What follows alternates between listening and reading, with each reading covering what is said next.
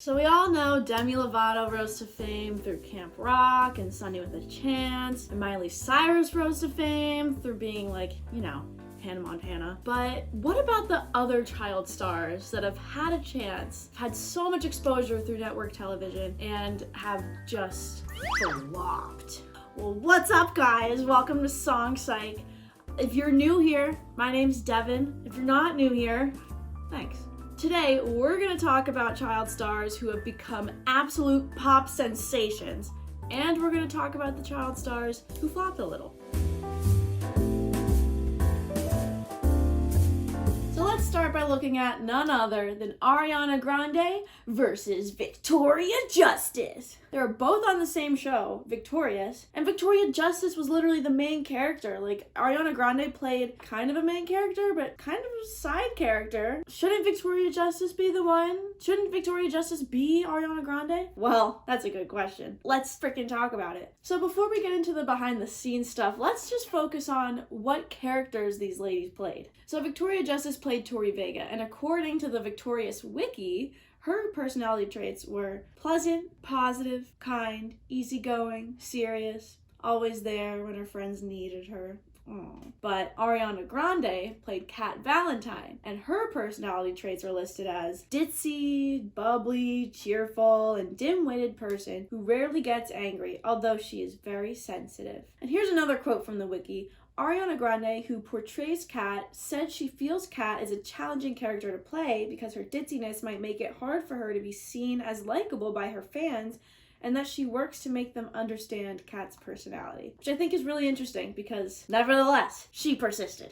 The main lead of the show in TV can tend to be someone who's sort of like a blank slate so that everyone can relate more to that person because they're the main character. They're the main character. But the side characters tend to have more unique personalities. Kat was kind of a main character, but she definitely was not the main character. Like, I feel like cases like that, TV producers and writers and stuff will like choose characters like Kat and give them one really bold sort of characteristic and just like run with it like that's their thing. Like Kat Valentine was like kind of just stupid, but look at her now. I think what's also interesting to note about these two ladies is their debut single releases, so let's dive on into it. Ariana Grande's single, The Way, took off so much more rapidly than people really expected. It debuted at number 10 on the Hot 100 chart and sold 219,000 downloads in its first week. Whoa. I mean, it's a high energy, like bubbly, sort of like buttery vocal song that really shows off Ariana's talent and, vocals. Mac Miller's also in the song, which definitely helped because this came out around the time when watching movies with the sound off was also coming out, and it was sort of like, his big moment. Ariana Grande already had a fan base. Mac Miller already had a fan base for only doing music, so it's like, they come together and form a big old song. And it's a great song. Like, this song is actually, like, so catchy. I forgot that this was her debut song. Also important to note, Ariana Grande's song came out first. It set the bar for the other Victorious cast members. That brings us to Victoria Justice's single, Gold. It came out 3 months after The Way, and this song didn't just miss the top 10 of the Hot 100's chart. It missed the whole damn chart. Let's talk about maybe why. It's also a high energy song, but it doesn't have as much of a unique sound as Ariana Grande's, I feel like. I mean, it's a song with like high production quality and like Victoria Justice can sing, but like her vocal delivery was, I felt, a little bit more generic than Ariana Grande's in The Way. Victoria Justice's song Gold, to me, sounds like it could easily be mistaken for a Pink or a Katy Perry song. But Ariana Grande's The Way, I don't know, I thought it was just more unique. And especially since it set the bar so high, and then Victoria Justice comes out with this, I'd rather listen to The Way too, personally. So, then why did Ariana Grande blow up and Victoria Justice didn't? I mean, it's hard to really say. There's no, like, definitive answer I can give because it's like, I don't know them. But let's speculate. Did one of them have a better agent?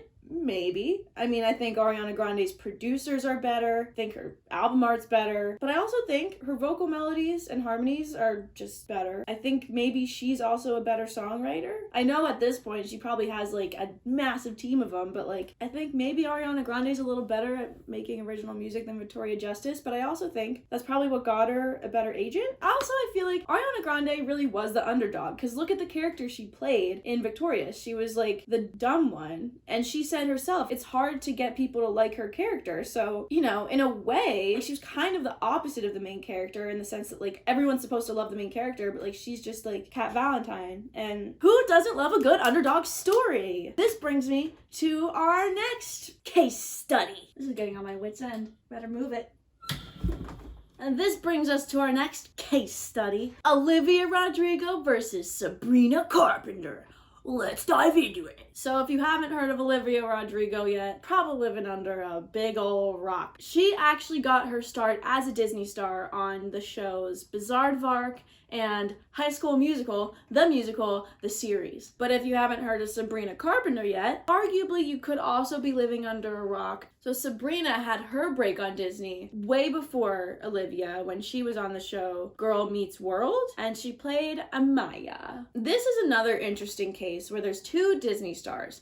They're not even really on the network at the same time, but they both got their big break through Disney shows. Interesting, isn't it? And similar to Ariana Grande, Olivia released her debut single first.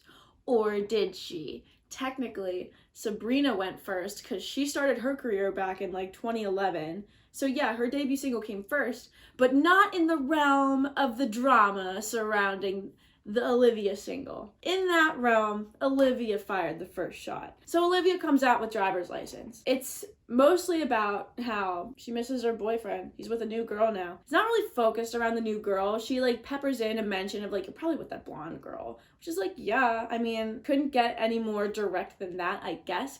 But it's not like the whole song is like shitting on Sabrina. Like she just mentions, you know, you're with that blonde girl and she's everything I'm insecure about. And at that point, Sabrina had already had tons of singles and albums released because she's been in the industry since 2011. And this song blew Sabrina out of the water. Olivia's song Driver's License got more streams in the first month of its release than Sabrina's clapback song Skin has gotten to this day. And Sabrina had such a head start that it's actually unreal. Let's get more into it. So why did Sabrina's clapback flop so hard when she had a decade's worth of a head start? I think a lot of people were quick to write off Sabrina's song as petty, and as they should, because it was pretty petty. It's like all about Olivia, and it's like I felt gaslighted listening to it personally. Why don't we just talk about why don't we just look at the lyrics of Sabrina's Skin? Maybe we could have been friends if I met you in another life. Maybe then we could pretend there's no gravity in the words we write. Maybe you didn't mean it. Maybe blonde was the only rhyme. Okay, like she's acting like, oh, you know, maybe we could have been friends in another life. You bullied me for stealing your boyfriend. And then in the chorus, she does like a complete 180 and is just like kind of an ass. You can try to get under my skin while he's on mine. You're really gonna say that and think that Olivia also would agree that you could be friends in another life? Are you joking? How can you say like, oh, you're trying to get under my skin while he's on mine? And then in the bridge you go like, I just hope that one day we can both laugh about it. Well, maybe then you should have come up with a better freaking chorus, Sabrina. So petty. But aside from the lyrics, aside from the sentiment of the song, is the song itself good? Is Skin a good song? I don't think so. I think Olivia's song is better. I think it's more creative in a way. Sabrina's Skin sounds like something you would hear on a royalty-free website. Whoever produced this song was just on autopilot the entire time. Can we even ask the question, why did Olivia blow up and Sabrina didn't? Because technically Sabrina had her moment. She has a song with like almost 400 million streams. In this immediate example, like why her song Clapping Back Back at Olivia flopped so hard. I think we hit all the bases. It stinks, and not in a good way. Also, I think this is another interesting sort of case of like an underdog story. Sabrina had already been a Disney star, like she had her moment, and she stole Josh freaking from Olivia. She's everything Olivia's insecure about. Olivia makes this heartfelt song about her feelings. Underdog. Now she's the top dog. Olivia, top dog. Big dog's gotta eat. Also, okay, this is like a really fun fact, and I had no idea that this was like a thing. I just think it's really cool and like really interesting that Olivia wrote this song. Like this is her. Wow, you look like shit in that last pic. Thanks, Stefan. Like it had such a moment on TikTok. Isn't that crazy? Look at her now. Look at her now. So we've talked about two ladies on the same Nickelodeon show at the same time. We've talked about two other ladies on the same network at different times, but we can't ignore the elephant in the room. Which brings me to our next thing. We all know who Big Time Rush and the Jonas Brothers are. I mean, come on. But in case you don't, who are Big Time Rush and the Jonas Brothers? Well, Big Time Rush was a band from the Nickelodeon show, wait for it, Big Time Rush. That show ran for 4 seasons. There were 4 members: Kendall Schmidt, James Maslow, Logan Henderson, and Carlos Pena Jr. So Nickelodeon partnered with Columbia, an Epic label group, to make this show, which is why all the songs are like peppered throughout the series. Big Time Rush signed a record deal and a show deal simultaneously. They were off the bat a band from a fictional TV show for children. Jonas Brothers were a band that gained popularity initially through Camp Rock, but before they were on Camp Rock, they had already like went on tour, making music. They had an album. There's 3 members: Nick Jonas, Joe Jonas, Kevin Jonas. Obviously, they're brothers. Disney wasn't where they started. I can't emphasize that enough. Nick started as a Broadway child. He was on Broadway, and then he signed a record deal. And then the record label was like, let's bring in the other brothers. Let's get the boys together. So then they started a little band. And then the label that signed them moved to the Disney-owned Hollywood Records. Then they got into Camp Rock, and then they got their very own show. So the Jonas Brothers series also premiered in 2009, but the first Camp Rock came out in 2008. Now let's talk about the debut singles. We've seen earlier that a debut single can really make a big difference in what's to come next. Big Time Rush's debut single was Big Time Rush. It's self-titled. It debuted during a 1-hour series preview of the show, and the song Big Time Rush was later made the show's theme song. The song debuted at the same time as the show. So let's focus on 2 things: self-titled release and theme song. So when a band comes out with like a self-titled release, usually that indicates they're trying to represent who they are. Like it's a statement of like, this is who we are. But their self-titled release was also a theme song for a children's TV show. So it's like, are they establishing themselves as, oh, we're Big Time Rush, we're serious musicians, and our thing is music. Like we want to be known as a band. Or are they saying, we're Big Time Rush of the Nickelodeon show Big Time Rush, and this is our song Big Time Rush, which is the theme song of Big Time Rush, a fictional show for children. And although the mere exposure effect could come into play for sure with making their debut song the theme song of the show, you're probably gonna like it more and more and more as you keep tuning into the show. The mere exposure effect, by the way, is like the more you are exposed to like a stimuli, the more you'll tend to like it. So the more and more this theme song is funneled into your brain folds, the more you'll probably like it. Maybe it shouldn't have been self-titled because it really branded this band as a fictional band. Now let's talk about the Jonas Brothers' debut single, Mandy. Mandy was released in 2005, years before they were on Disney at all, really. But its music video was shown on MTV a couple months after it came out, and a month after that, Mandy was featured in the Nickelodeon television film Zoey 101 Spring Breakup and the Zoey 101 Music Mix soundtrack album with Nicholas Jonas listed as the artist name. And the group's music was also featured on Cartoon Network's Friday night programming Block Fridays. So what's interesting about this debut single is that it got attention from several TV networks. It was promoted on MTV, it was promoted on Nickelodeon, it was promoted on Cartoon Network. Like, you can't do that with Big Time Rush in this sense, because it's like, why would Cartoon Network want to promote a show on another network? They can't just put the theme song of like a competing network show on their show. Now let's talk about the music itself. Big Time Rush. Let's talk about Big Time Rush. It's honestly a banger. Maybe it's because I used to love the show. Let's talk about the other breakthrough Big Time Rush hits. Boyfriend is a great song. It's a fantastic song. I would genuinely listen to it like now, like in my free time. I think it's a banger. They have had other songs that have gained some serious streamage, but they're no Boyfriend. I think Boyfriend is probably their most memorable song, besides the theme song. Now let's talk about Mandy. The first verse is, it's okay. But the chorus is pumped with energy, and I really like the melody. The chorus of Mandy has an AABC structure. Fun fact, is also the same structure of the chorus in Driver's License. It's also just a unique structure. If we're gonna talk about the other breakthrough Jonas Brothers hits, I mean, where do we even start? Mandy wasn't even the biggest deal of a song on the whole album it was a part of.